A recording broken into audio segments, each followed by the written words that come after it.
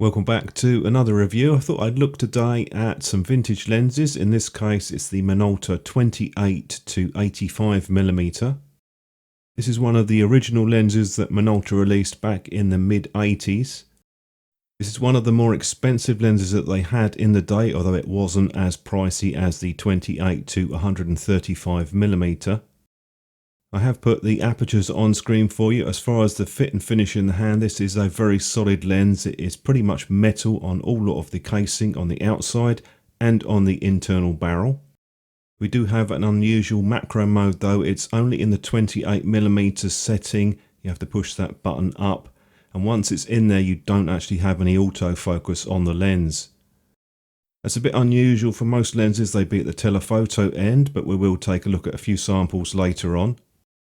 One thing you do notice with this lens, it is pretty heavy for the focal range that it covers. It's just under the 500 gram mark.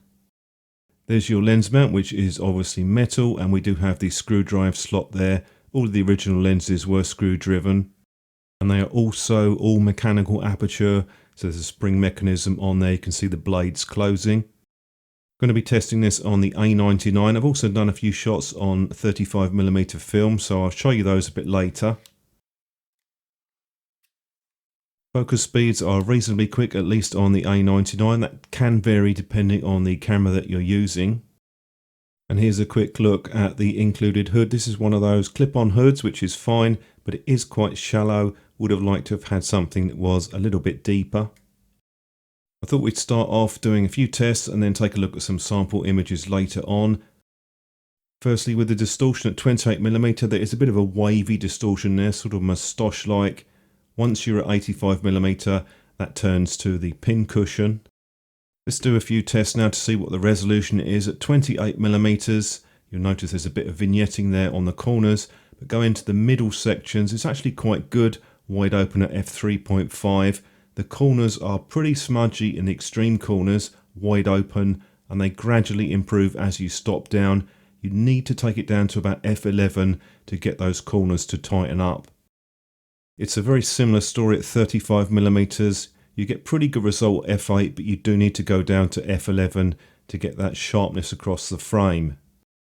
What I found with this lens though is that it's very usable wide open in the middle area at any focal length, and that includes in the longer focal lengths such as 60mm and 85mm. When you get to the longer focal lengths, particularly the 85mm, what I found is that you don't need to actually stop it down much at all. It is quite good in the corners. The vignetting isn't that obvious. There is some, but it's mostly at the wide angle. Here's an example of the vignetting at f3.5 28mm. It is quite strong, and that sort of clears up mostly at f5.6. I haven't seen it as strong at any other focal length, but one thing to bear in mind though, if you're not using slimline filters, there is still vignetting on this lens when you've stopped it down. Typical for many of these Minolta lenses, they're not great with flare. You do see the blobs. It's particularly obvious at the 28mm mark, but you also get quite a loss of contrast at certain angles. At the wider angle with the chromatic aberration, you'll notice there's a sort of cyan and magenta chromatic aberration. That is pretty easy to clear up. What I found happens is that when you get to telephoto, that's more of a slight purple fringing. It's a bit unusual, but I have seen it on some of these other Minolta lenses. We'll take a look at that macro mode, which is a bit strange because you've got to go to 28mm, but it is quite decent, even at f3.5 wide open on this. Obviously, you probably will want to stop the lens down, but it is fairly decent resolution wide open. Thought we'd take a look at the rendering now, the out of focus areas. Generally, it's not too bad. I'd describe it as okay. I wouldn't be unhappy with it. Got a few different samples at different focal lengths.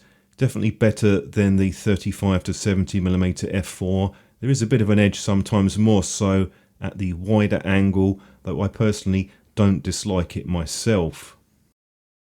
Once you get up to the telephoto end, it's pretty good actually in most areas, even if you've got subjects that are quite close. The rendering is fairly decent in my opinion. It's definitely not super smooth, but I wouldn't say it was bad at the same time either. Whilst I show you a few more sample images, I'll give you a few thoughts on this lens. You definitely have that Minolta contrast, as people call it, Yeah, it's very easy to see even on some of these film shots that I'm showing you of a mix of film and digital. If I compare the images to say something from a 28 to 100D, one of the later kit lenses from Minolta, certainly okay resolution wise, but it doesn't have that sort of punch to the images which you do get from the earlier and original lenses from Minolta. Typical with many of these older lenses, you do have to stop it down quite a bit to get edge to edge sharpness as such. I would have no problems using this lens for serious activities or photos. Pretty good landscape lens or general purpose lens.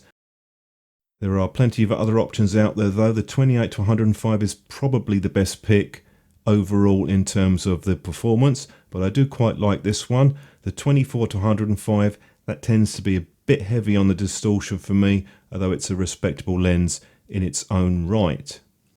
It's an interesting original classic from Minolta. I still think it's worth a look, particularly when you factor in the price. These sell for around about 30 euros or dollars, so it is a bit of a bargain, particularly for full frame users looking for a cost-effective lens.